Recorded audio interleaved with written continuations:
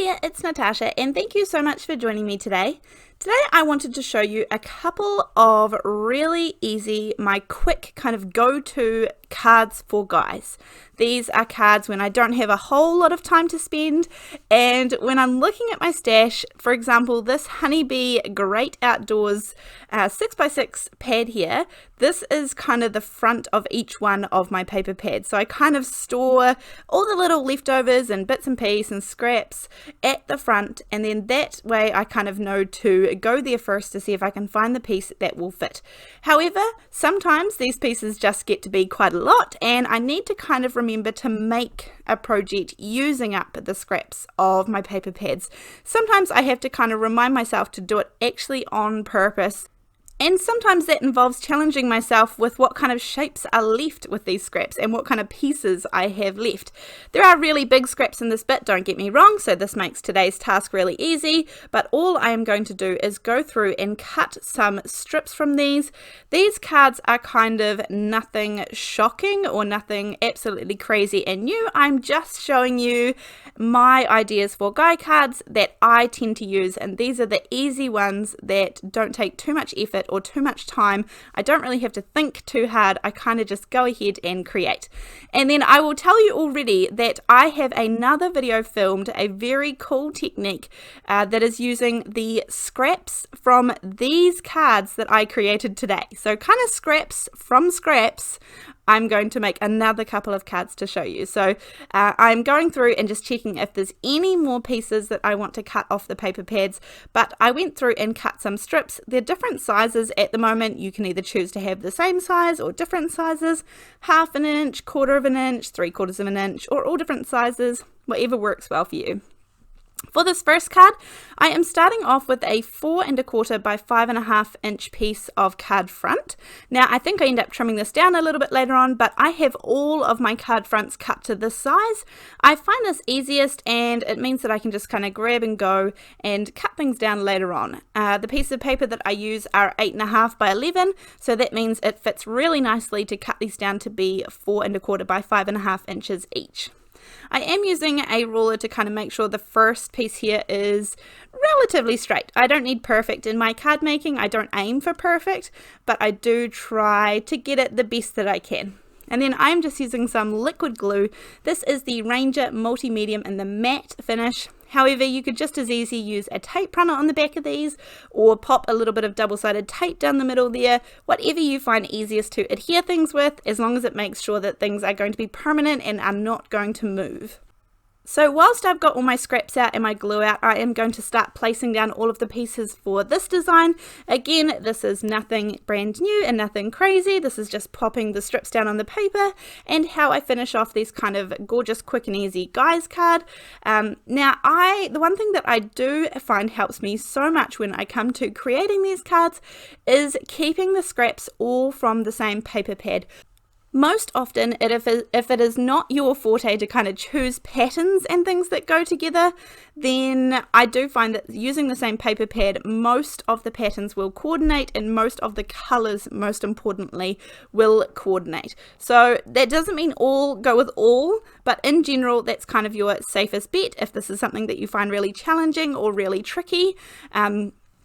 And often they will have those patterns kind of next to each other displayed on the front of the cover because they want the front of the cover to look the prettiest and most appealing to our eyes. So often if you look at the patterns that are displayed on the front cover of your paper pad, that will give you a good clue as to the ones that go nicely together or that are going to coordinate. So just a couple of little hints to help you out.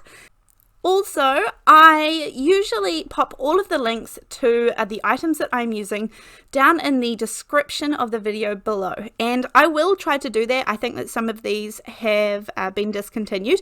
However, I am almost 100% positive if you've been card making for any length of time at all that you will have completely and utterly everything in your stash that you can create this exactly as is. So have a look through your stash, have a look through your paper pads or even just your scrap pieces of paper, and I feel like you will be able to create some of these really, really simple cards and maybe even step them up a little bit. There are so many things that you can do to kind of step up these cards to make them a little bit more special, but just today I am going to really work to keep these very plain and simple and my quick kind of go-to cards.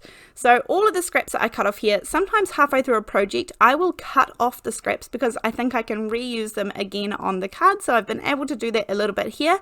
But all of these scraps that we are creating from these cards, I am going to pop in a little pile, and these are what are going to form my next video, which I like even more than this one. It is a really fun technique, which I'm excited to show you guys. But here are the two card fronts that I have at the moment. As I said, these are super plain and simple. This is the birthday greetings from Waffle Flower. Any nice big stamp set or die cut or chipboard embellishment words or something that you've cut out from another card that you have received. Anything is going to work really well to finish off these cards on the front, but in this case I'm just going to use my anti-static powder, pop it down on some vellum. This is the Lawn Fawn vellum. And I really like this vellum because I know that I can heat emboss on it without it kind of crinkling up. Obviously it is still vellum and still plastic, so you don't want to hold the heat gun too close in one spot for too long. But in general, it is really, really good for heat embossing. I have used some VersaMark sticky embossing ink, and then I'm going to use some white embossing powder on top of these. I always use the superfine white embossing powder for sentiments and things, and in fact I don't even own any of the regular thing because the superfine does all jobs that are necessary for me. They do bold and solid images, and they also do really fine and detailed images, so saves you buying two bottles there. I have just trimmed down the sentiment for the moment, and then here I decided that I didn't want the panel to go right across my card, and then in fact when I was looking at it I wanted to make that kind of center seam there kind of nice and centered, so I'm going to pop a little bit of double-sided tape down each side here, and this is what my vellum is going to attach to. Vellum is definitely one of those things that you do need to think about prior to making your plan, or whilst you're making your plan, as to how you plan to adhere it, because you need to be careful with adhesives and if they're going to show through. I definitely know that there are some vellum adhesives out there that claim to not show through at all. I have found that to be really tricky to get a decent one, or that kind of works on lots of different backgrounds. However, my trick for that is if you need to use adhesive on the back of vellum, cover the entire back of the vellum thing that you are trying to adhere, and cover the entire thing in like some double-sided adhesive sheets or whatever before you die cut it out, or before you trim it out with the trimmer. And that way the whole entire back will be adhesive and you won't be able to tell that way.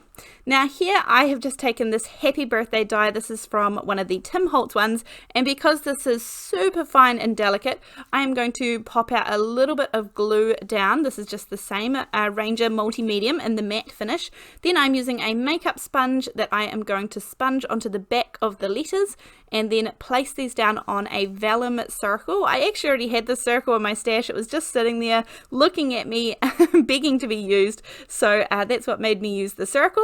But if you wanted to get something with a little more flair around the outside, or if you wanted to add a little bit of foliage or something coming out the outside, then that would work too.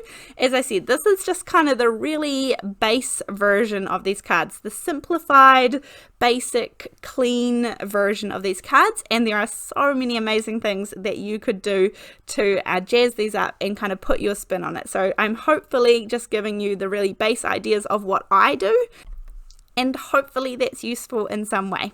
I did remember to put the little dot on top of the eye for birthday, and then here I did decide to cut off a little bit on the edge when it goes onto the card base. I wanted a tiny little border as well.